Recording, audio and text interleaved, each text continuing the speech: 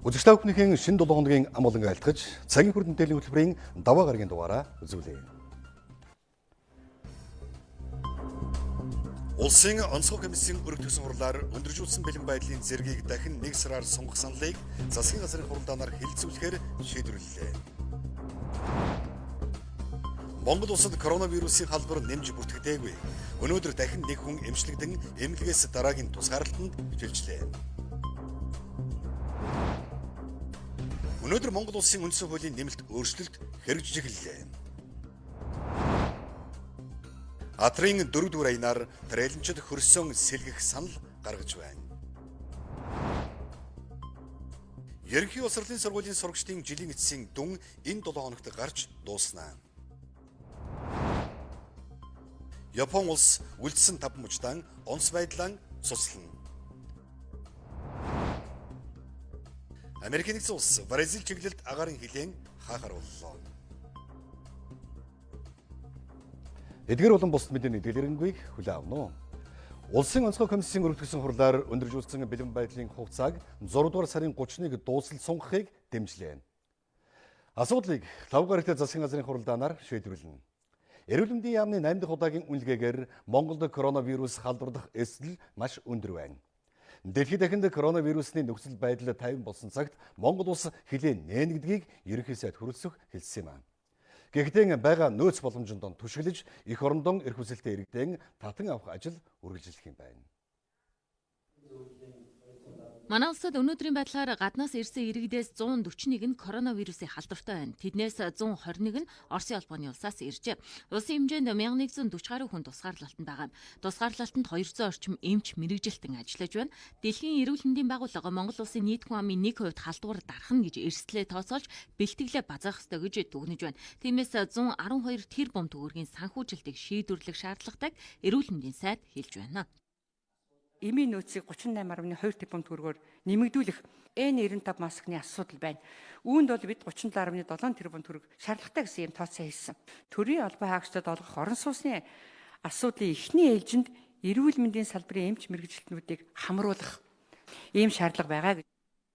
Боловсролын байгууллагын танхимын хичээл орохгүй байгаа юм. Гэхдээ төгсөх ангийн сурагчдад сар дахлын эрсдлээс хамгаалж эсэлтийн ерөнхий шалгалтанда энэ сарын 12-ноос бэлтгэж эхэлсэн. Эсэлтийн ерөнхий шалгалтыг 7 дугаар сарын 2-ноос 5 зохион байгуулах учраас энэ хугацааг албажуулах асуудлыг салбарын сайд нь оруулж ирлээ. Мөн хувийн сургууль цэцэрлэгийн хувьсгал зардалтай холбоотой асуудлыг хүндсэн юм. Хувийн сургууль цэцэрлэгүүдийн хувьсгал зардлыг одоо 4 сарын 25 хүртэл бид нар ингээд ном журмынхан дагуу олгоод явж байсан. Цагийн яамнаас энийг бол олох нь буруу байна. Эргээд буцааж энэ мөнгийг авч төвлөрүүл гэдэг бичиг бүх аймагуудад болон яамд ирсэн. Ингээд дийлэнх цэцэрлэг сургуулиуд цалингүй хэрвээ энэ хувьсгал зардлыг нь олохгүй болчвол ингээд багш нарын цалингүй 10,000 орчим хүний асуудал. Тэгэхээр сангийн сайд нэгэнд байж байгаа юм чи энэ дээр нэг байр суурь илэрхийлээд энийг нэг нааштайгаар шийдэж өгөхийг хүсэж байна. Өнөөдөр дэлхийн 213 улс орнд 5.4 сая хүн халдвар аваад байна. Монгол улс дотооддоо халдварыг тархаахгүй барьж чадсан цөөн улсын нэг. Гэхдээ бид тайвширч огт болохгүй. Манай хойд хөршид гэхэд өдөрт 10,000 гаруй хүн халдвар авч байна. Хүн ам цөөтөө Монгол улсын хувьд сүргийн дархлаатай болно гэд халдварыг сул орхиж болохгүй гэдгийг Монгол улсын шадар сайд хэллээ. Тиймээс улсын хурал цар тахлын үеийн хууль баталж засгийн газар 7 удаа тогтоол гаргаж иргэдийн эрүүл мэнд орлогыг хамгаалах ажлыг эрчимжүүлсэн. Үр дүн нь ч гарсныг сангийн сайд танилцуулсан юм. Тухайлхан бол иргэдийн эрүүл мэндийг хамгаалахад 213.7 тэрбум төгрөг зарцуулсан. Мөн орлогыг нь хамгаалах чиглэлд хувийн хвшилд ажиллаж байгаа 318,000 гаруй иргэний орлогын албан татварыг чөлөөлсөн. 20,390 гаруй иргэний ипотекийн зээлийн хугацааг хойшлуулсан. Мөн зорилтод бүлэг чиглэсэн халамжийн тэтгэвэр, хүнсний толгооныг нэмэгдүүлсэн. Хүүхдийн 20,000 төгрөгийг сар бүр 100,000 төгрөг болгосон юм а. Эдгээр арга хэмжээнүүдийг Монгол улсын засгийн газар одоо санхүүжүүлэхдээ өндөр хүүтэй нөгөө гадаадын бондуудыг нэг төгрөгийг аваагүй. За арилжааны банкудаас арилжааны нөхцөлтөө зээлгийг нэг төгрөгч хийхгүйгээр засгийн газрын одоо мөнгөн хөрөнгийг одоо удирдах замаар, оновчтой удирдах замаар энэ бүх арга хэмжээг хэрэгжүүлээд явж байгаа. Монгол улс бусад улс оронтой харьцуулахад тайван байна. Тиймээс ч эх орондоо ирэх иргэдийн тоо нэмэгдэж байна. 2 сарын өмнө 3,000 гаруй иргэн хүсэлтээ өгсөн байсан бол одоо 11,275 болж нэмэгдэжээ. Төрийн бас байгууллагууд туслая гэд тодорхой сан үүсгэсэн өөрсдөө олон нийтийн одоо санаачлагаар тодорхой хөрөнгө мөнгө босгоцсон ингээд туслуул яах вэ гэдэг асуудлыг бидэнд тавьж байгаа. Гэхдээ иргэдийн хамгийн гол хүсэж байгаа юм бол нутаг руугаа буцаж ирэх тухай л асуудал яриад байгаа. нийтдээ 62,510 иргэнийг одоо татж ирсэн гэсэн ийм статистик хамгийн сүүлд гарч байна. Цааш одоо энэ татан авах ажлыг үргэлжлүүлнэ. Гэхдээ бид хэдэн онгоцтой билээ, хэдэн нисгчтэй билээ, тусгаарлах байр савны маань хүрэлцээ ямар вүлээ, энийгээ одоо бодчих, тооцчих энэ ажлаа зохион байгуулнаа. Сүүлийн 10 хэд хоногт байдал бол нэлээд амаргүй боллоо шүү. Цар тахлын эрсдлээ сэргийлэх чиглэл баталсан хуулийг иргэд олон нийтэд сурталчлах шаардлагатай байгааг ерөнхий сайд хэлж байна. Мөн эрүүл мэндийн салбарын чадварыг сайжруулахад онцгойлон анхаарахаар боллоо. Эрсдлийн үнэлгээг тогтмол үе шаттай хийж нөхцөл байдал нийцүүлэн хэрэгжилтийг сайжруулах шаардлагатай болж байна. Хэрвээ өндөржүүлсэн бэлэн байдлаас шат ахиж хөл хорой тогтоовол хүнсний хангамжаа хэрхэн бэлтгэх зэрэгт маш нарийн төлөвлөгөөтэй ажиллахыг өмнө нь хийсэн дадлаг сургууль харуулсан гэдгийг ерөнхий сайд хэллээ. Засгийн газрын тэргүүн хүрэлцэх Улсын онцгой комиссийнханд үүрэг чиглэл өглөө. Иргэдийнхээ сэтгэл зүйг бид нар бэлдэх ёстой. Энэ бол цар тахал. Үхэх сэххээ үзэж байгаа ийм цаг үед бид нар амьдарч байна. Улсын их хурлын 2020 оны ээлжид сонгуул зохион байгуулах үйл ажиллагаанд халдвараас урьдчилан сэргийлэх, сонгогчдын эрүүл мэндийг хамгаалах зорилгоор холбогдох заавар зөвлөмжийг сонгуулийн ерөнхий ороонд өгж Улсын онцгой комисс хамтран ажиллах зайлшгүй шаардлага байгаа. Коронавирус халдварт цар тахлаас урьдчилан сэргийлэх, олон нийтийн сонор сэрэмжийг дээшлүүлэх, эрүүл ахуйн ухамсар соёлыг төлөвшүүлэхэд чиглэгдсэн үйл ажиллагааг эрчимжүүлэх, амны хаалтаа зүүцгээ аяныг үргэлжлүүлэх зайлшгүй шаардлагатай байна. Энэ коронавирус, энэ COVID-19-ыг эмчлэх хүчин чадалтай тэр вакцин гарч тэр эмчилгээ тэр вакциныг хийсний дараа бид амар амгалан амьдрна. Энэ болтол бид нар сахилга харуулцлагатай дэг журамтай хатуу чанд шаардлага тавьж ажиллах ёстой. Энэ бол улс үндэстний эрх ашиг. Засгийн газар Улсын онцгой комиссийн шийдвэр хүн бүр таалагдахгүй. Улс үндэстний нийтлэг эрх ашигын төлөө гарч байгаа шийдвэр гэдгийг иргэд ойлгох хэрэгтэйг ерөнхий сайд хэллээ. Ерөнхий сайдын өгсөн үүрэг чиглэлийн дагуу тусгай төлөвлөгөө гаргаж ажиллана. Биелэлтэнд нь Улсын онцгой комисс хяналт тавих юм байна.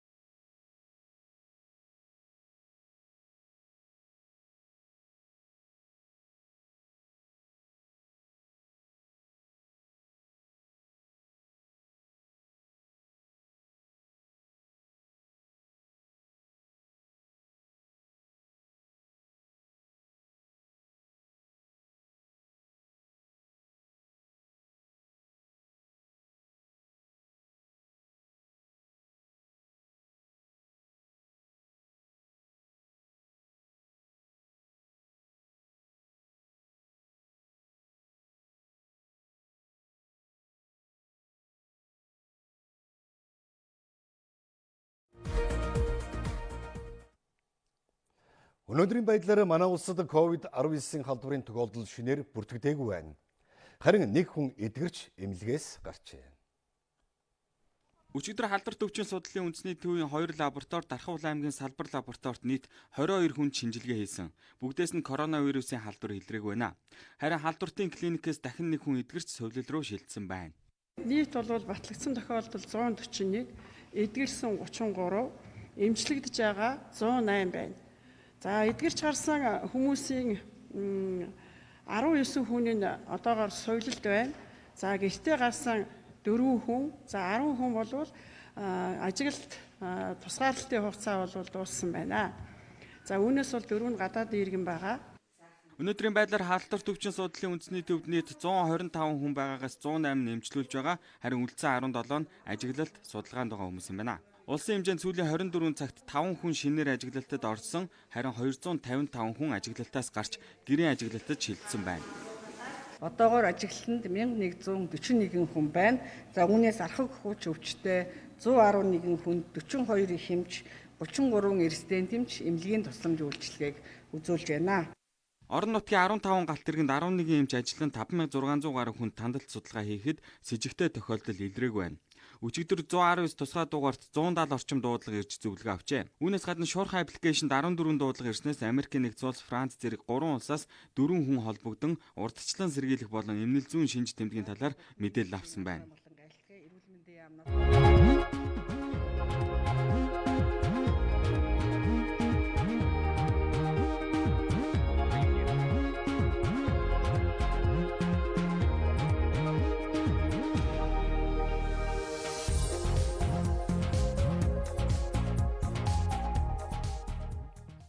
Одоо тун утахгүй хүрэх мэдээллийн хүргэе. Өнөөдөр Монгол улсын үндсэн хуулийн нэмэлт өөрчлөлт хэрэгжиж эхэллээ. 1992 онд батлагдсан арчилсан шинэ үндсэн хуулийн 28.5% нь нэмэлт өөрчлөлт оруулсан юм.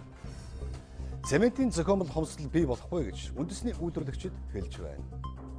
Шинээр баригдаж байгаа замын эвдрэл гэмтлийг тухайн зам барилгын ажил гүйцэтгэсэн компани хариуцах юм байна. Дараагийн мэдээлэл хүргэе. Өнөөдөр 12 цагаас эхлэн улс орон даяар Монгол улсын үндсэн хуульд оруулсан нэмэлт өөрчлөлтийг мөрдөж эхэллээ.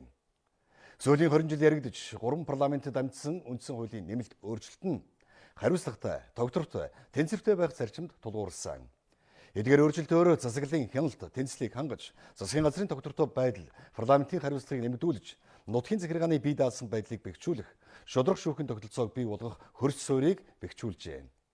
Одоо үндсэн хуулийн нэмэлт өөрчлөлтийг дагалдан гарах, дөч оршин, органик хуулиудыг чамба боловсруулах их ажил эрх парламентын өмнө байна.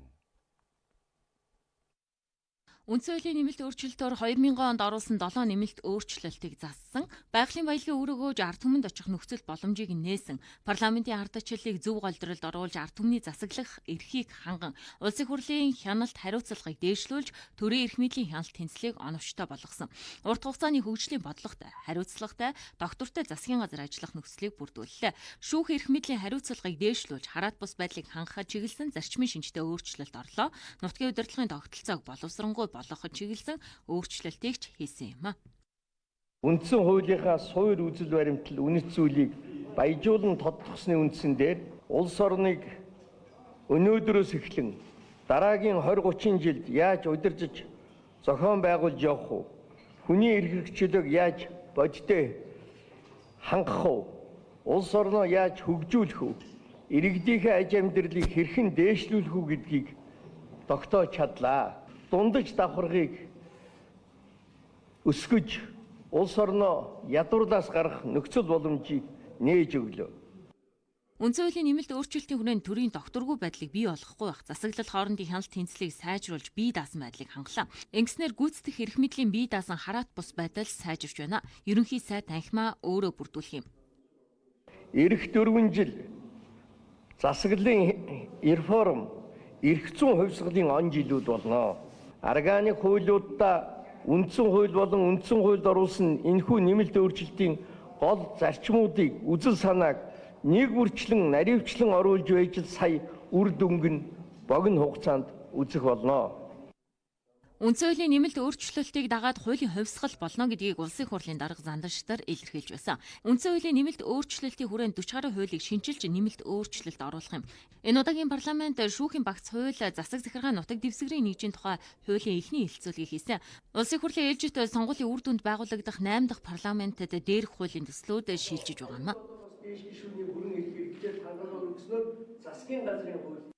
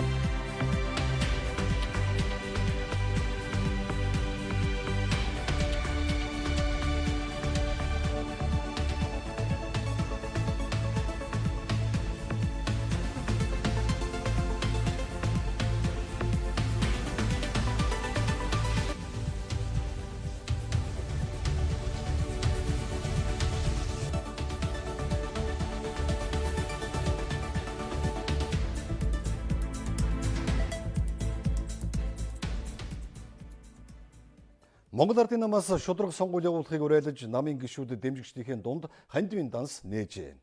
Хариуцлагатай шудраг сонгуул явуулахад ард иргэдийн оролцоо чухал гэдгийг Монгол Ардын намын дарга онцолсон байна. Мөнгөтэй хүмүүсийг бас мөрийн хөтөлбөрөөр сайн боловсруулсан нэр дэвшигчийг сонгодог зөв зарчмыг бий болгохын тулд Монгол Ардын намаас хандивын аяныг өрнүүлж байна.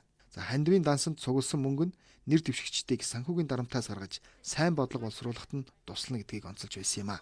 За зарим нэг өрсөлдөгч намуудтай адил за нэр дэвших сонирхолтой хүмүүсээс мөнгө цуглуулах, дэнчин тавиулах ийм зүйл бол байхгүйгээр аль болохоор нэр цэвэр, мэдлэг дуршлагтай, их оронч, ёс суртахуунтай ийм хүмүүсээ 2020 оны сонгуульд бол нэр дэвшүүлж байгаа. Нэр дэвшигчид өөрөө бас тодорхой санхүүжилтийг босгох төр иргэд сонгогчдод, намын гишүүд та бүхнээсээ хандивын аянг бол өрнүүлж байгаа. Намаа дэмжиж байна гэд 1000 төгрөг, 5000 төгрөг ч гэсэн хандуулдаг. Энэ бол бидний хувьд бол маш том сэтгэлийн бас дэм болдог.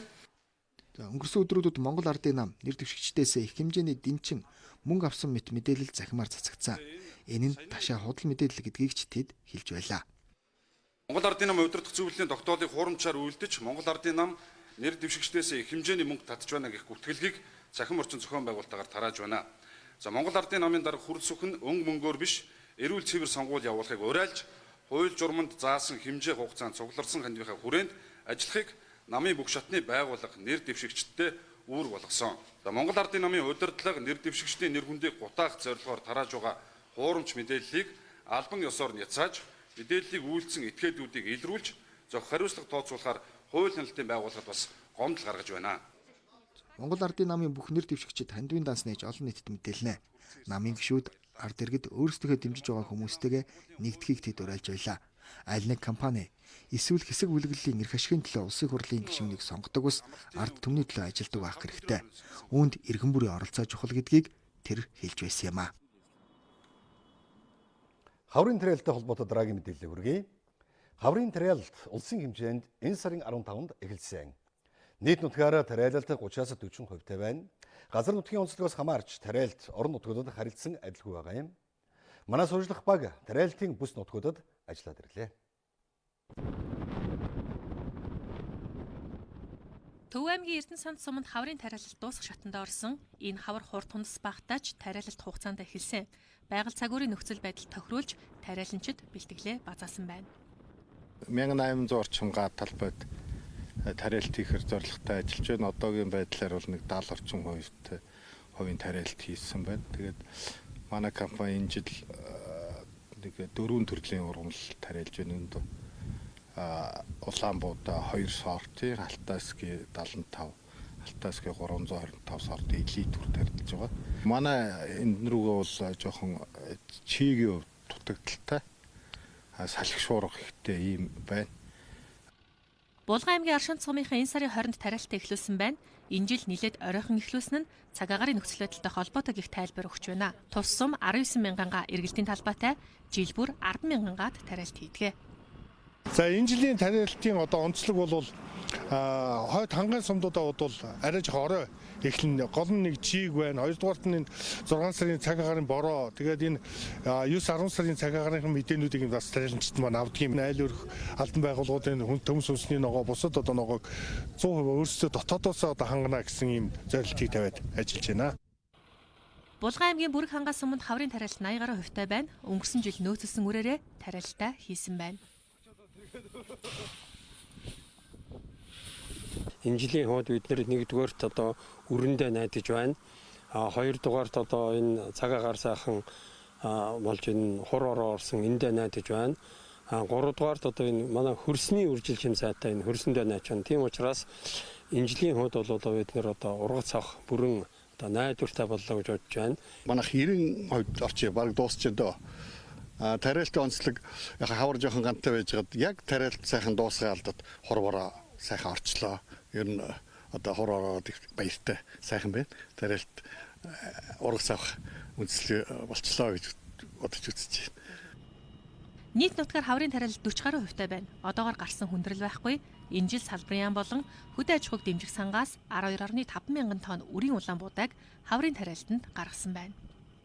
Оны эхэнд аймагуудын засаг дарга нартай байгуулсан хүнсүдэд зүүн үйлдвэрийн сайдын гэрээний дагуу энэ жилийн хаврын тариалт хийх одоо таримлын төрөл хийх талбай хэмжээгээр ингээд гэрээ байгуулсан байдаг. Энэ хэмжээнд өгч тариалтыг хийхэд бол өнөөдөр ямар нэгэн саад бэрхшээлгүй байгаа. Ер нь бол цаашдаа манай тариаланчид маань өөрсдөө ингэж өөр төрөө нөөцлж үлдээх нь бол ямар нэгэн одоо зардал бууруулах за мэдээж одоо дараа жилийн тариалтыг хэвээ бол хамгийн том нөхцөл болсон байдаг учраас энэ өөрсдөө нөөцлөх тал дээр бол тодорхой хэмжээнд анхаарч ажиллах ёстой.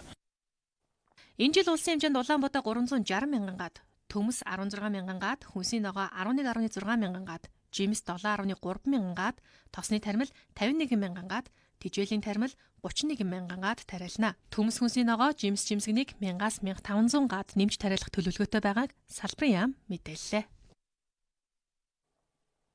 Атар газар эзэмснээс хойш 60 жил өнгөрч, Атрын 4-р аян энэ жил эхэлж байна. Олон жилийн тариа тарьсан газар нутгийн хөрсийг сэлгэх цаг болсон гэдгийг тариаланчид хэлж байна.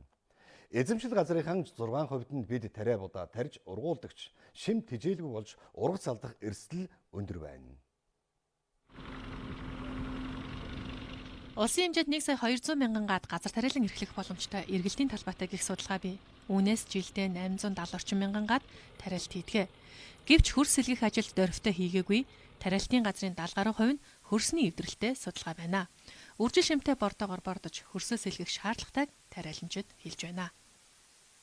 Юуны төрөнд одоо манай энэ хөрс гэж хөрс байхгүй болсон. Одоо тэгэл хөрсөө алдах юм бол эрүүл мэндийн алдвал бүхнийг алдна гэдэгтэй хөрсөө алдах юм бол мянган алчиг үр тариач хэрэггүй мянган мал байгаа ч хэрэггүй болж байгаа байхгүй. Тэгээ одоо энэ хөрсөн дээр жоохон төрөөс анхаарад жоохон бордоо яг социализм үед бол бордоо илүүхтэй байдаг гэсэн сах зээлийн юунд шийдсээс бордоо бүр тасарсан. Тэгээ яг бордоогоо өдөр өөрснөө авъя гэхээр үнэ хөндөр байгаад идэг. Тэгээ сүүлийн хэдэн жилүүд нь дандаа гантай ургац алдаад тэгээ бордоогоо авах жоохон хэцүүхэн байна. Хөрсний хөржил шимийг бодноо одоо бас дэвшүүлэх хэрэгтэй, хөрс хамгаалах хэрэгтэй байна. Ямар бэлчээр биш газар тариалангийн талбай болвол энэ болвол ердөөсөө ирээдүйд өв залгамж үлдэх жоох юм шүү дээ. Монгол орны газар нутгийн ердөөсөө 106 хүн шүү дээ. Ийм газар тий. Одоо том газар тариалан эрхэлдэг том одоо энэ улсуудыг бодоход бол манайхан жоох тий. Хүн амдаа ердөөсөө таарсанд одоо хэмжээний талбай шүү дээ.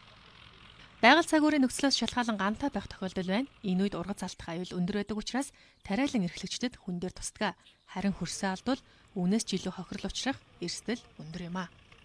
Үндсэндээ Монголын тариаланчид бол бүгд техникийн дэвшил техниктэй олчлоо, технологи барьчлаа. Одоо бидэнд бол өөр юм.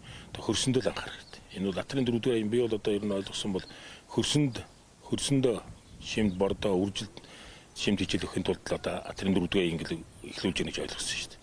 Тэрэндээ л одоо найдаж байгаа. За Атрын 3-р аян ихснээс хойш манай сумд бол техникийн шинжилтөл сайн дөрвтэй хийгдсэн байна. Ер нь ихэнх томоохон аж ахуйн нэгжүүлэн дунд зэрэг аж ахуйн нэгжүүд маань шин техникүүдтэй болсон сүүлийн үе. Техникэн дээр бол ерөөсөө саадах юм байхгүй. Одоо Атрын 4-р аян дээр одоо тэгээд чааш туслахын систем хөрсөө хамгаалах гэдэг дээр л манайх мас ажиллаж байна. Хөрсөө сэлэхээс гадна услаханы системийг бүрэн шийдэж чадвал ургац алдахгүй байх боломжтой. Нэг үе бодоход тариаланчид техник технологи хөнгөлтэй зээлээр авч бүрэн шинжилсэн. Цаашид энэ салбарт шинэ арга технологи нэвтрүүлэх шаардлага бий.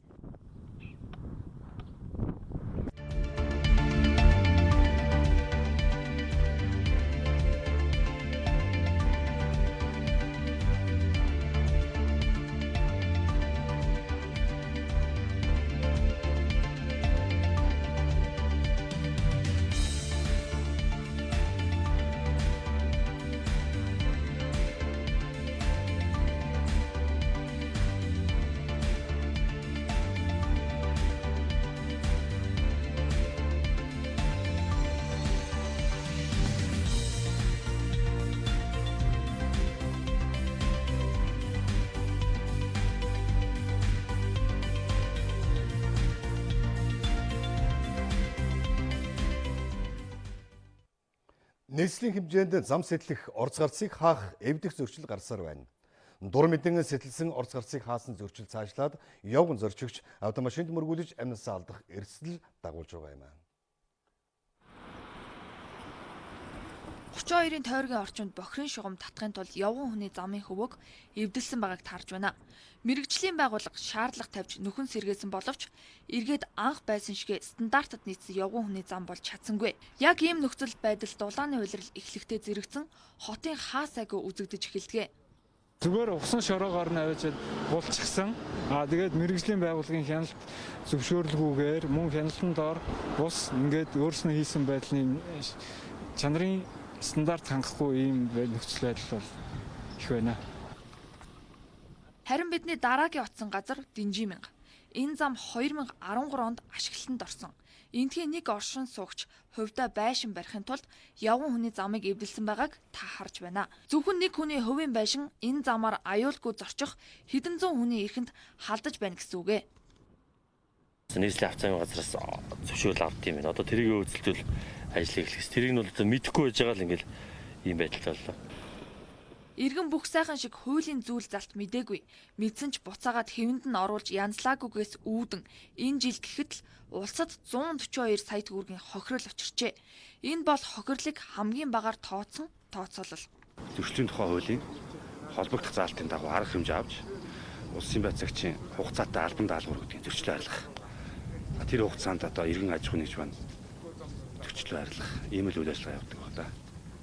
Одоо газар дээр нь хэмжилт хийгээд яг одоо мөрдөгдөж байгаа төсвийн хүрээнд мэрэгсэн төсөвчнгээр хөндлөнгийн мэрэгсэн төсвөөр төсөв хийлгээд тэрний дагуу одоо хохирол өгөн төлбөр тавьдаг байна. Явган хүний замыг хаах, эвдэлж сувг шуудуу татах зөрчил ихэвчлэн шөнийн цагаар их гардаг гэдгийг албаныхан хэлж байсан юм. Татвар төлөгчдийн мөнгөөр засаж тогтжуулсан нийтийн эзэмшлийн зам талбайг эвдсэн хүмүүст тооцож байгаа хариуцлага нь мөн л инээдэмтэй. Зөрчил гаргасан байгууллагад 5 сая төгрөгийн торгуул ногдуулдаг бол хөв хүнд 500 мянган төгрөгийн торгуул тавьдаг. Гэтэл манай улсад 1 км автозам 1 тэрбум төгрөгөөр босдог. Нийтийн өмчийг хамгаалах хамгаалтад ийм суул байгаа нь иргэдийг хариуцлагагүй алхам хийх нэг үндэс болж байгааг мэргэжилтнүүд хэлж байна. Шинээр ашиглалтанд орсон автозамд 3 жилийн баталгаат хугацаа өгдөг. Хэрвээ энэ хугацаанд эвдрэл гэмтэл гарсан тохиолдолд засвар үйлчилгээг гүйцэтгэгч компани хариуцдаг юм байна. Манай улс автозамын барилгын ажлыг явуулахдаа 300 гаруй стандартыг мөрдөдөг. Үзэгчдийн харж байгаа энэ зам уурын усанд эвдэрч гэмтсэн байна. Энэ замд сүүлийн 2 жил ямар нэгэн засвар үйлчилгээ хийгээгүй гэдгийг иргэд хэлж байна. Мөн анхнаасаа уурын далангүй стандартын бус зам хийсэн учраас ингэж их эвдэрчээ. Стандартын дагуу хийж чадахгүй юм чинь. Норматив гэж байна шүү дээ. Тэгэл нэг жилийн дараа одоо нэг юм хайрах шиг юм болцсон байна юм чинь. Тэг чи болохгүй шүү дээ. Зам дархийн зам бол их эвдрэлтэй. Амар эвдрэлтэй. Явхад одоо машин тэрэг зарим нь эвдрэл дугуй мууга хагараад тэгэл янз бүрийн болоод явж штэ. Тэгээ төгжрээд явах юм зам нь эвдрэлтэй болохоор. Хэрвээ стандартын дагуу замын барилгын ажлыг хийж гүйцэтгэхгүй бол хурдан эвдэрч гэмтдэг. Автозамыг гүйцэтгэгч компани замын стандартыг мөрдөдөг талаар дараах тайлбарыг өгч байна. Техникийн шаардлагын дагуу бид яг зурагцлын дагуу хийж гүйцэтгэж байгаа. Яг ерөнхийдөө одоо зам барилгын ажил нэрээс 3 жилийн баталгаанд хугацаанд өөрийнхөө одоо эвдрэл гэмс янз бүрийн нэг болцсохгүй тийм юмнууд гарах юм бол тэднийг бид өөрсдөө 3 жилийн хугацаанд хариуцна. Тий. Хэрвээ механик гэмтэл гардаг юм уу, байгалийн давгсгүй хүчин зүйлээс шалтгаалсан юмыг бол хариуцахгүй тийм л байна. Автозамын стандартыг мөрдөөгүй тохиолдолд гэрээний дагуу арга хэмжээ авдаг. Мөн 3 жилийн баталгаат хугацаанд замын засвар үйлчилгээг хийж гүйцэтгээгүй компани барьцааг хөрөнгийг нь хурааж авч байна.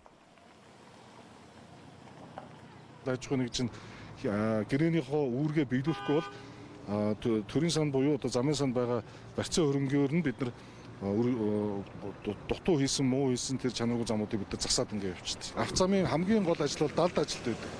Энэ далд ажил дээр бид нар метр тутамдаа захиалагч талын хяналтын инженер, гүйцэтгэгч талын хяналтын инженер хамт тухайн орчныг оролцуулаад бид нар объектыг оруулаад фото зургаар баримтжуулна гэсэн байна. Улсын комисс хүлээж авахд тухайн зураг одоо ороогүй байх юм бол энэ зам чанаргүй хийгсэн гэж үзнэ гэж үзээд энэ замыг 100% хуулуулна, дахиж хийлгэнэ. Замын барилгын ажлыг зураг төсөл, гол зам, туслах замаас нь хамааран стандартын дагуу барьдаг гэдгийг албаныхан хэлж байна. Нийслэлийн засаг даргын хамын газраас цагийн асуудлаар ээлжит мэдээлэл хийлээ. Өнөөдөр нийслэлийн хэмжээнд хэрэгжүүлж байгаа ариутгал халдваргүйтгэлийн явц болон зөвшөөрөлгүй эзэмшиж байгаа газрын эрхийг нь цуслан талаар мэдээлсэн юм аа. Нийслэлийн хэмжээнд зөвшөөрөлгүй хашаа барьсан эсвэл эзэмших эрхэнд дууссан ч үйл ажиллагаа явуулж байгаа аж ахуйн нэгж олон бий. Үүнийг нийслэлийн засаг даргын хамгийн газраас нэгдсэн зохион байгуулалтаар цэгцлэх ажлыг хийж 42 аж ахуйн нэгжийн хашааг өөрчлөх үүрэг даалгавар өгсөн байна. Мөн барилга барихаар авсан талбайд нөхүү хат хаясан нь олон жилийн дараа хогоор дүүрсэн байгаа нь цөөнгүй. Ийм газруудад шаардлага хөргүүлж 12 аж ахуйн нэгжийн хашааг албадан болгосон байна. Энэ ажил эх сарын 1-ний хүртэл үргэлжлэх юм байна. За цаашид бол хэн дуртай нь хаа дуртай газраа зөвшөөрөлгүй хашаа барьдаг, газар эзэмшдэг.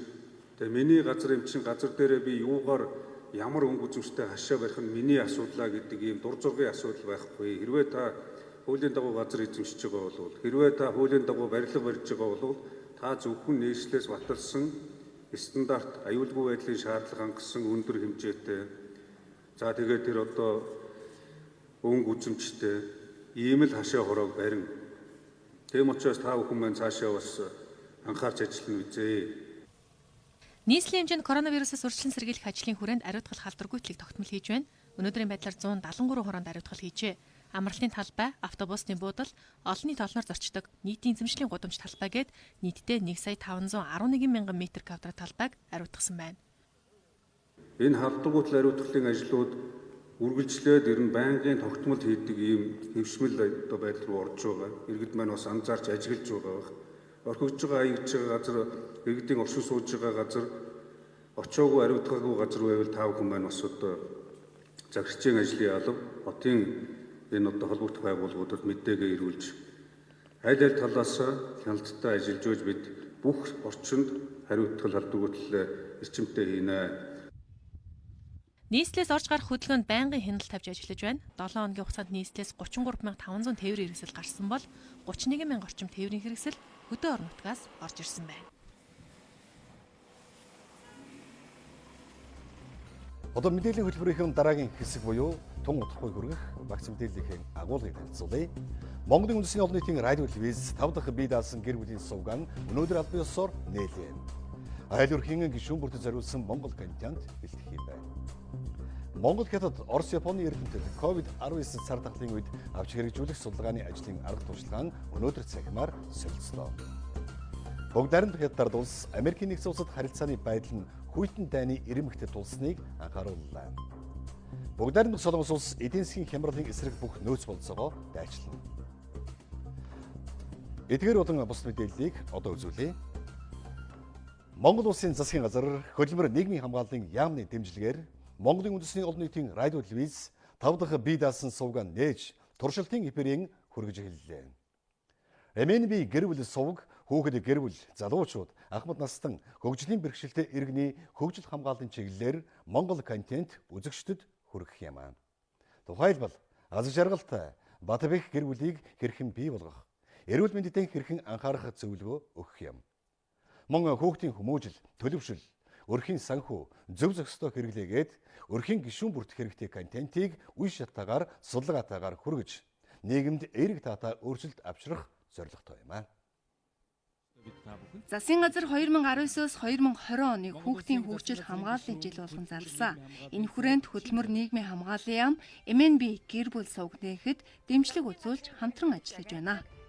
Гэр бүлийн сувгтай одоо болсноор хүүхэд залуучуудын эрхийг хангах хөгжлийг одоо дэмжихэд бас чухал үүрэг гүйцэтгэх зүйл бодож байна. За бид залуу үедээ Монгол улсынхаа түүх, соёл, зан заншлыг одоо уламжлуулах, байгаль ихтгэлийг хайрлах, ахмадуудынхаа үгийг одоо сонсдог байх, ахмадуудын алтан сургаалыг одоо бас сонсдог одоо болгох.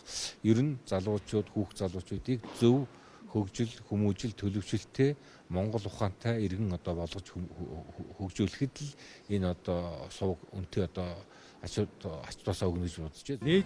Өнөөгийн нийгэмд улс орнуудын гэр бүлийн амьдралд онцгой өөрчлөлтүүд гарч энэ хэрээр хүн бүр гэр бүлдээ анхаарлаа хандуулж гэр бүлийн боловсролтой анхаарах шаардлагатай болж байна. Учир нь нийгэмд гарч байгаа сөрөг асуудлуудын гол шалтгаан нь гэр бүлийн амьдралтай шууд холбоотой гэж судлаачид үздэг. Манай улсад мөн гэр бүлтэй холбоотой асуудлууд гарсаар байгаа юм. За тухайлбал судалгаанаас харуул сүүлийн 20 жилийн турш гэр бүлээ цуцлуулж байгаа осуудын тоо өсөж, энэ хэрээр жил бүр олон мянган хүүхэд өнчирч хайр халамжаар дутуу өсөж тарниж байна. Энэ бол гэр бүлтэй холбоотой олон асуудлуудын зөвхөн нэг нь. Тиймээс Монгол улсын бүх гэр бүл зориулсан сувг нээх нь олон талын ач холбогдолтой гэдгийг тайлбарлаж байна. 19-с 23 оны 4 жилийн энэ дунд хугацааны хөтөлбөрийн хүрээнд бид бол телевизийн нэвтрүүлгийн төрөлжилтийг ахиж нэмэгдүүлэх, олон нийтийн телевизийн хөгжлийн чиг хандлагын дагуу, олон улсын жишгийн дагуу энэ телевизийнхаа 5 дахь сувгийг буюу MNB гэр бүл гэдэг сувгийг нээх зорилтыг төвшүүлсэн байсан.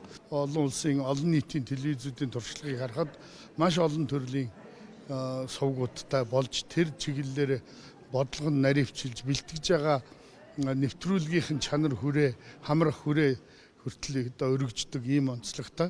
Энэ л одоо олон улсын жишгийн дагуу бид цаашдаач ажиллах болно. Монгол Улсын засгийн газар хөтөлбөр нийгмийн хамгааллын яамны дэмжлэгтэйгээр бол энэ сувгаа бол нээж байна. Тэгэхээр энэ одоо сувгийг үүсгэн байгуулах мөн өнөөдрийг хүртэл бас ингэж энэ олон одоо бэлтгэл ажлыг хангахад ажилласан одоо юуны төрөнд өөрийнхөө одоо үндэсний олон нийтийн радио телевизийнхаа уран бүтээлчдэд инженер техникийн ажилтнуудад бол чин сэтгэлээсээ бол баярлж байгаагаа илэрхийлж байна.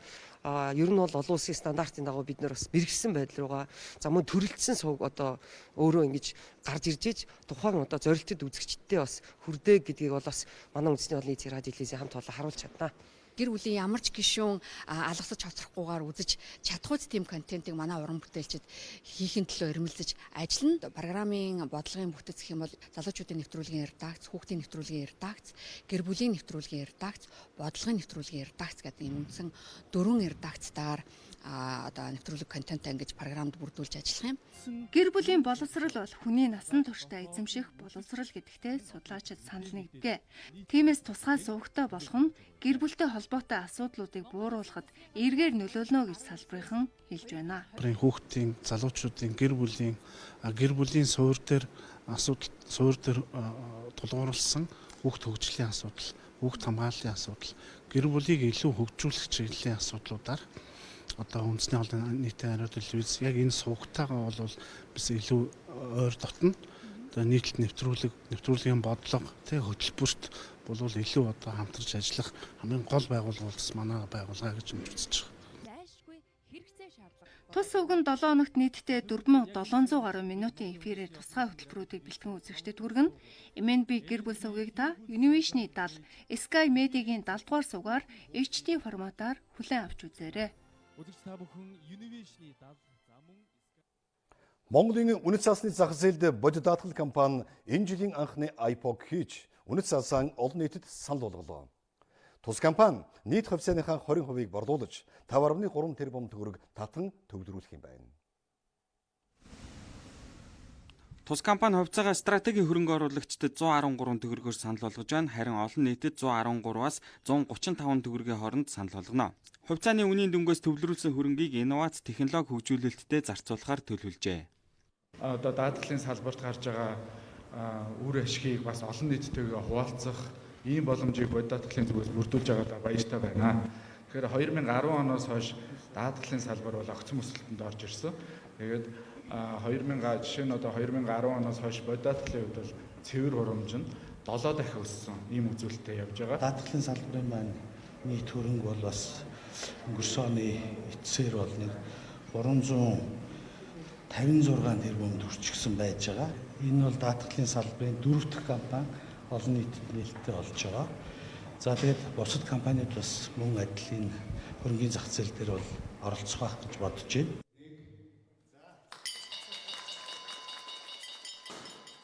Ийхүү өнөөдөр Монголын хөрөнгийн биржид энэ жилийн анхны iPod хийх цаан цоглоо. Бодит даатгал компани хувьцааны анх дахь зах зээлийн захиалга хүлээн авах ажил эхэллээ. Хөрөнгө оруулагчид өнөөдрөөс эхлэн энэ сарын 8-ны 16 цаг хүртэл үнэт цаасны компаниудаар дамжуулан захиалга өгөх боломжтой байна. Эрдэмтэд цахимаар чуулж байна. Монгол бүгд найрамдах хятад ард улс, Оросын холбооны улс, Японы эрдэмтэд COVID-19 цар тахлын үед авч хэрэгжүүлэх судалгааны ажлын арга туршлагаан өнөөдөр цахимаар солилцлоо. Халдварын үед авч хэрэгжүүлэх хамгийн үр дүнтэй эмчилгээ судалгааны ажлаан эрдэмтэд ярилцсан байна. Тэгээд энэ сайхан одоо эрдмийн баярын өдөр Цар тахлын үеийн нийгмийн сэтгэл зүг бэлтгэх өвчний шинж тэмдэг хүнд хөнгөн хэлбэрээс хамаарч эмнэл зүг удирдах нь үр дүнтэй. Ингэхдээ халдварын хөнгөн хэлбэрийн үед уламжлалт анагаах ухааны эмчилгээ илүү үр дүнтэй байгааг бүгд наримтлагдад ард улсын эрдэмтэд онцолжээ. Хүн төрөлхтний өмнө хүндхэн сорилт болж байгаа цар тахлын халдварын энэ цаг үед дэлхийн маргаашийн ирээдүйд эрдэмтдийн оролцоо чухал гэдгийг салбарын сайд онцолж байсан.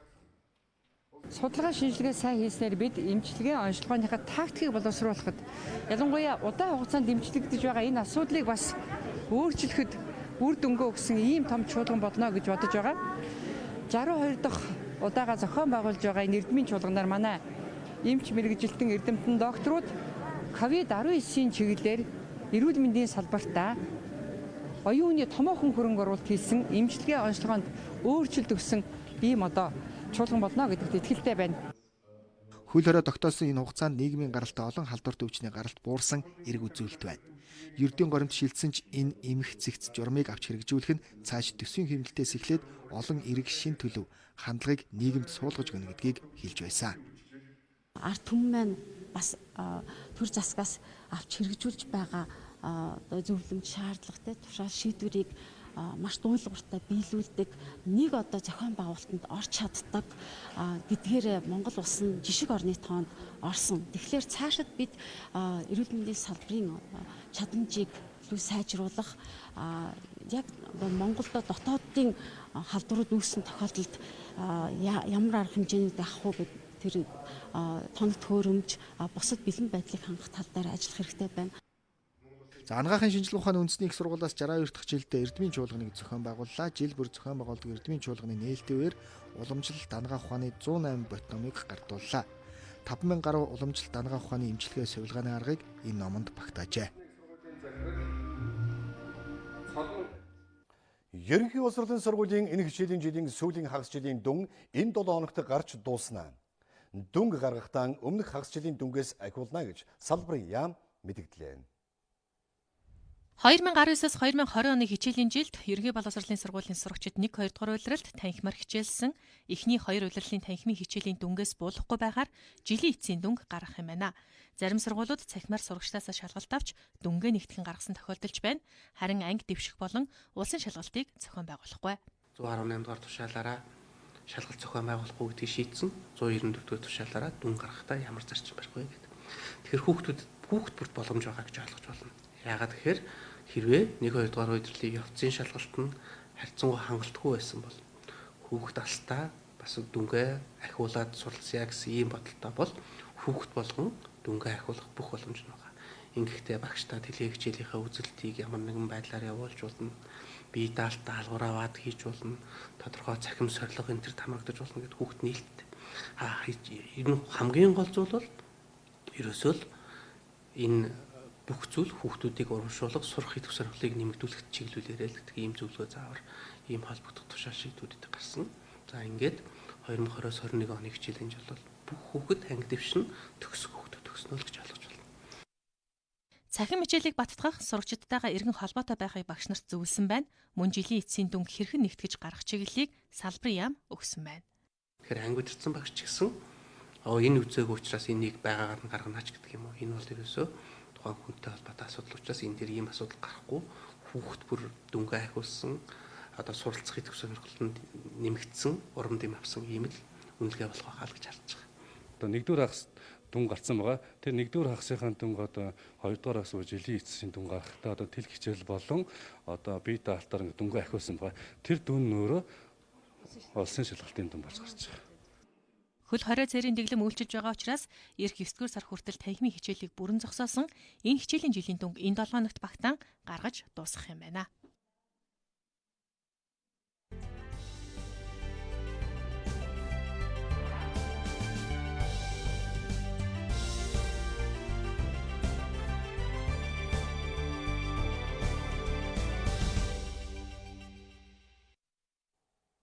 Манай мэдээллийн хөтөлбөрийг сонгон үзэж бидэнтэй хамт байгаа танд баярлалаа.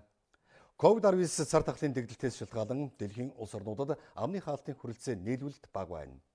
Япон улсад ажиллаж амьдарч байгаа монголчууд сайн үлсийн аян санаачилж, гар хийцийн амны хаалт хийж зарим хүмүүст тараасан байна.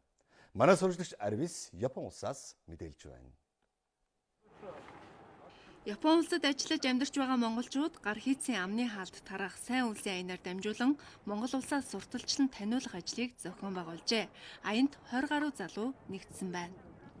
Энд Япончууд 10-аад мянган монгол залуучууд байна. Тэгээд манай Монгол улс ингээд намайг багахад л ингээд Японоос ингээд тусламж тэтгээд тэгээд байнга тэрийг ингээд харж исэн.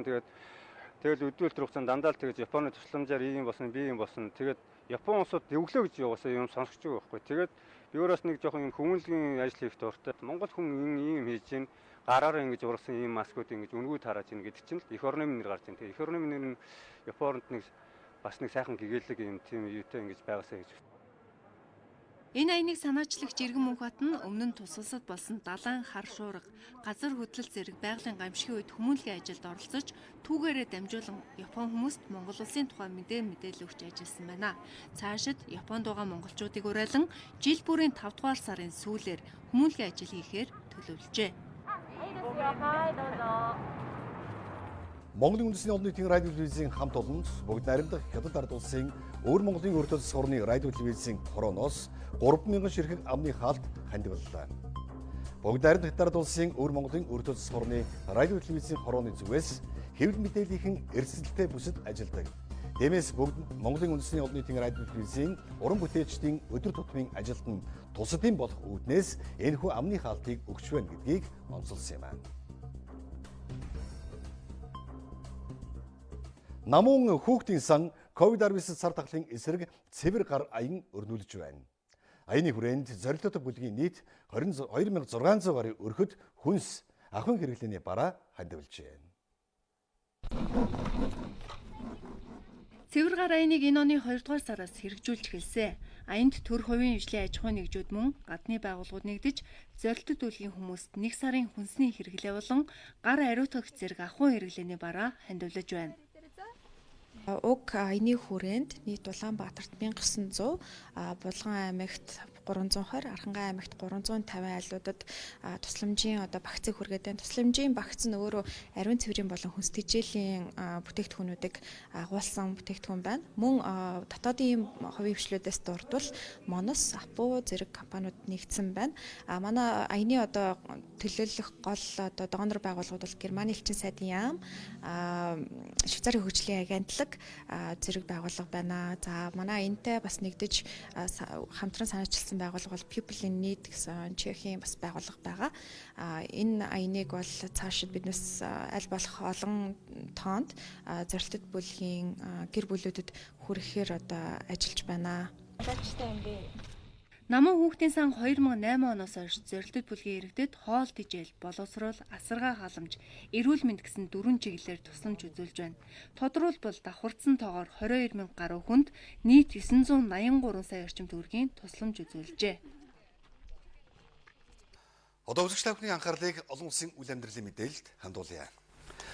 Харин чимгээ тэгэхээр өнөөдөр олон улсад хамгийн их анхаарал татж байгаа ямар мэдээллүүд байна вэ?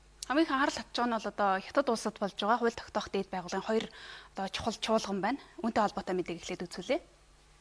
Бүгд найрамдах Хятад ард улсын хууль тогтоох дээд байгууллага бүх хятадын ардын төлөөлөгчдийн их хурлын болон улс төрөөр зөвлөлдөх зөвлөлийн 13 дахь удаагийн сонгуулийн 3 дугаар чуулган үргэлжилж байна.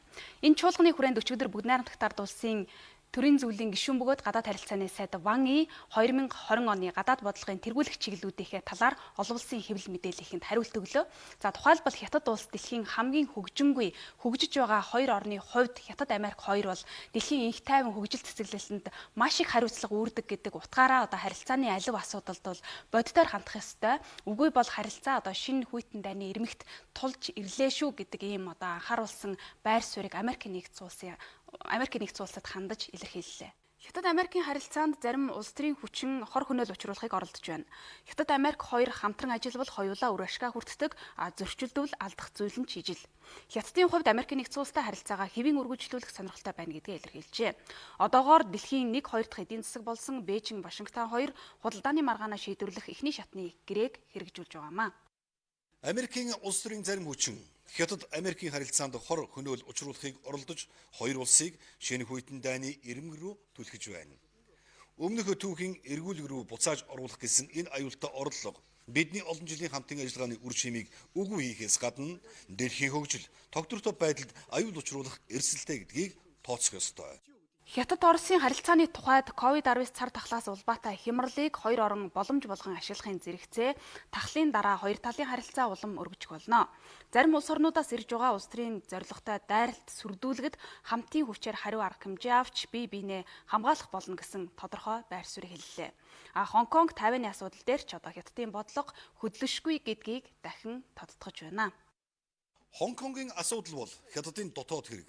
Үүнд гадны оролцоог хүлээн зөвшөөрөхгүй. Аюулгүй байдлын шинэ хууль батлах шийдвэр бол цэвэр улс орны үндэсний аюулгүй байдалтай холбоотой. Энэ хууль Хонконгийн автономит эрхийг хөндөхгүй. Ард иргэдийн эрх чөлөө болоод Хонконг дахь хөрөнгө оруулагчдын эрх ашигт ямар ч сөрөг нөлөө учруулахгүй гэдгийг хэлмээр байна. Тайван арлыг их газартай нэгтгэх нь түүхээс улбаатай асуудал. Үүнийг ямар ч хувь хүн улс төрийн хүчин зогсоож чадахгүй. Хятадын засгийн газар Тайвантай холбоотой асуудалд маш болгоомжтой хандаж, улс төрийн тооцооллоо зөв хийхийг Америкт уриалж, Хятадын улаан шугамыг давах оролдлого хийхгүй байхыг Вашингтоноос хүссэн гэж одоо Ван И сайд хэвлэлийнхний асуудалд тодорхой хариулт өгч байна. COVID-19 цар тахлын тухайд тахлын үүсэл гарлыг шинжлэх ухааны судалгаагаар нарийн тогтоох ёстой юм а. Хятадын хувьд вирусны уг гарлыг тогтооход олон улсын эрдэмтдийн хамтарсан судалгаа хийхэд нээлттэй хандж байгаа. Дэлхийн эрүүл мэндийн байгууллагын хувьд дэлхийн нийт хүн амын эрүүл мэндийн асуудалд голлох үүрэгтэй ажилладаг учраас цар тахлын үед тус байгууллагад илүү их дэмжлэг үзүүлэх нь зүйтэй гэсэн байр суурь илэрхийлж байна. За Хятадын хоёр гол хурал нь өнгөрсөн оны хийсэн ажлаа дүгнэж энэ оныхоо зорилтыг тодорхойлдог учраас Хятадын улс төр эдийн засаг нийгмийн амьдралд чухал ач холбогдолтой төдийгүй олон улсын харилцаанд ч гэсэн чухал үйл явц байдаг учраас улс орнууд энэхүү хоёр хурлаас гарах Хятадын зорилт бодлогыг анхааралтай ажиглаж байна.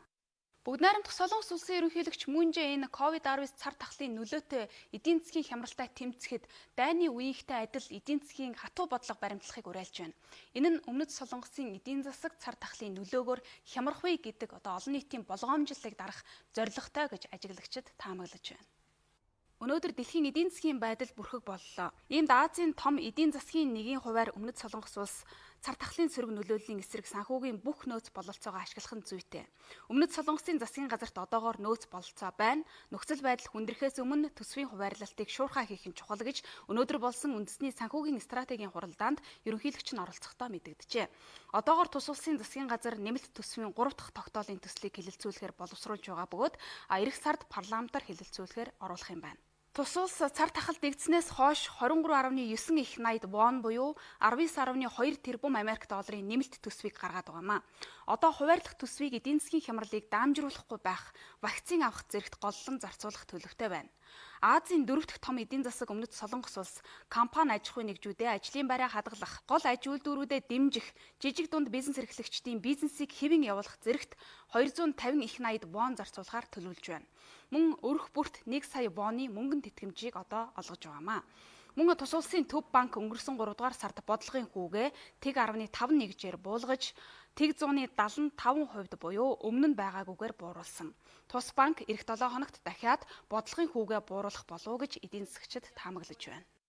Хэдийгээр Америкийн нэгдсэн улсын зүгээс хориг саад тавьж байгаа ч гэсэн Ираны түлж тээвэрлсэн эхний хөлөг онгоц Венесуэлийн эрэгт хүрсэн байна. За энэ хөлөг ойрын хугацаанд 1.5 сая баррел газрын тос Венесуэл улсад хүргэх Ираны газрын тос тээвэрлэгч 5 хөлөг онгоцны нэг юм байна. Венесуэл улс хэдийгээр газрын тосны баялаг нөөцтэй улс боловч Америкийн нэгдсэн улсын хоригоос үүдээд түлж шатхууны хомсдолд орж эрчим хүчний хямралтай тулгараад байгаамаа. Ираны ерөнхийлөгч Хасан Роуханы Америкийн нэгдсэн улс түлж шатсан хөлгийг нь Атлантын далайгаар дайрч гарахт нь ямар нэгэн байдлаар саад учруулвал хариуг нь яг адил төвшөнд барина гэж анхааруулж байсан. Венесуэлийн засгийн газар алтны нөөцөө шавхаж Иранаас эдийн засгийн тусламж авч байна гэж Америкийн нэгдсэн улсын албаныхан мэдэгдсэн тухай өнгөрсөн 4-р сарын сүүлээр олон улсын хэвлэлүүд мэдээлж байсан юм а. Харин Ираны тал энэ мэдээллийг эрс няцааж байна. 2018 оноос Иранд хоригоос сэргээж тогтоосон Америкийн нэгдсэн улсын хувьд Иран Венесуэлийн хооронд хууль бус хамтын ажиллагаа яваад байна гэж буруутгасан байр суурьтай байгаа. Харин Каракас, Теграны аль алинд нь бид одоо чөлөөтэй худалдаа хийх хэрэгтэй улс орнууд гэсэн байр суурь баримтлаж байна. Афганистаны засгийн газар Талибан хөдөлгөөн галд зогсоохоо мэдэгдсэний дараа тус бүлэглэлийн 2000 гишүүнийг суллахаа аль биесээр зарлалаа. Талибан хөдөлгөөн Исламын шашны Рамадан сар дуусаж байгааг тохиолдуулан ням гаргаас эхлээд 3 хоногийн хугацаанд гал зогсоож байгаагаа зарласан юм а. Энэхүү шийдвэрийг Афганистаны ерөнхийлөгч Ашраф Ганы таатагаар хүлээн авч Талибаны дайчдыг сайн сайхны илэрхийлэл болгон суллана гэдгээ мэдэгджээ. Талибууд ч Афганы засгийн газрын байр суурийг сайшааж энэ бол одоо цаашид хоёр талд итгэлцэл бий болоход томоохон алхам болно гэж үзэж байна. Мөн Талибан хөдөлгөөнч гэсэн Афганистаны засгийн газрын олон тооны цэргийг эргүүлж өгөхөө амлаж байна. Өнгөрсөн 2 дугаар сард Америкийн нэгдсэн улс болон Талибан хөдөлгөөний хооронд байгуулсан энхийн гэрээгээр Афганистаны засгийн газар Талибаны 5,000 гишүүнийг Талибууд засгийн газрын 1000 гаруй цэргийг суллахаар зааж өгсөн. Гэвч Афганы эрх баригчид болоод Талибууд олзлогчдыг хэрхэн солилцох тал дээр байр суурь зөрчилдөж байгаа. Одоо хоёр талаас олон тооны хүнээ солилцох энэ алхам боддоор хэрэгжих, цаашлаад Афганистан улсад инх тайван тогтоох яриа хэлэлцээг ахиулах хэсэг нь хамгийн чухал асуудалд тооцогдож байна. 2001 оны террорист халдлагын дараагаар Америкийн нэгдсэн улс Афганистанд дайн эхлүүлснээс хойш Талибан НАТОгийн хооронд 18 жил дайн өрнөсөн ч Талибууд бууж өгөөгүй. Афганы засгийн газартай Катарын зуучлалдор яриа хэлэлцээ хийсээр ирсэн юм а. Үзэгчдээ өнөөдөр олон улсын хүрээнд анхаарал татж байгаа гол үйл явдлын мэдээлүүдээс танилцууллаа. За үзэгч хүн мэдээллийн хөтөлбөрийн төгсгөлд ойрын өдрүүдийн цаг агаар мэдээлэл хүлээн авна. Өлгийд шөнөдөө 7 өдөртөө 23 хэм дулаан. Улаангомд шөнөдөө 11 өдөртөө 28 хэм дулаан. Ховдод шөнөдөө 10 өдөртөө 26 хэм дулаан. Алтайд шөнөдөө 3 өдөртөө 16 хэм дулаан. Улястад шөнөдөө 5 өдөртөө 21 хэм дулаан. Тосон цэнгэл шөнөдөө 5 өдөртөө 22 хэм дулаан. Баянгорт шөнөдөө 4 өдөртөө 18 хэм дулаан. Мөрөнд шөнөдөө 8 өдөртөө 24 хэм дулаан. Хатгалд шөнөдөө 1 өдөртөө 19 хэм дулаан. Цэцэрлэгт шөнөдөө 6 өдөртөө 19 хэм дулаан. Харгоринд шөнөдөө 7 өдөртөө 21 хэм дулаан. Харвай хэрт шөнөдөө 7 өдөртөө 19 хэм дулаан. Болгонд шөнөдөө 5 өдөртөө 24 хэм дулаан. Дарханд шөнөдөө 8 өдөртөө 24 хэм дулаан. Эрдэнэтэд шөнөдөө 7 өдөртөө 24 хэм дулаан. Чойрт шөнөдөө 6 өдөртөө 21 хэм дулаан. Сүхбаатарт шөнөдөө 10 өдөртөө 23 хэм дулаан. Зүүнгараад шөнөдөө 7 өдөртөө 24 хэм дулаан. Зоомодод шөнөдөө 5 өдөртөө 20 хэм дулаан. Багнуурт шөнөдөө 2 өдөртөө 20 хэм дулаан. Чингис хотод шөнөдөө 6 өдөртөө 20 хэм дулаан. Барангууртад шөнөдөө 8 өдөртөө 18 хэм дулаан. Чавасанд шөнөдөө 6 өдөртөө 22 хэм дулаан. Мандалгов шөнөдөө 7 өдөртөө 22 хэм дулаан. Даланзадад шөнөдөө 7 өдөртөө 21 хэм дулаан. Хамбогдод шөнөдөө 9 өдөртөө 23 хэм дулаан. Саншандад шөнөдөө 10 өдөртөө 22 хэм дулаан. Замын үдэд шөнөдөө 8 өдөртөө 19 хэм дулаан. Нэс Улаанбаатар хотод шөнөдөө 6 өдөртөө 21 хэм дулаан байх болно.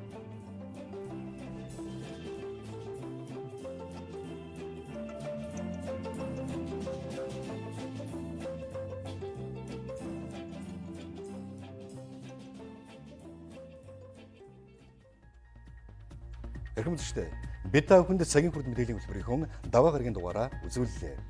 Та бүгдийн шинэ 7 хоногийн ажил үйлс өөдрөг бүтэмжтэй болтугай.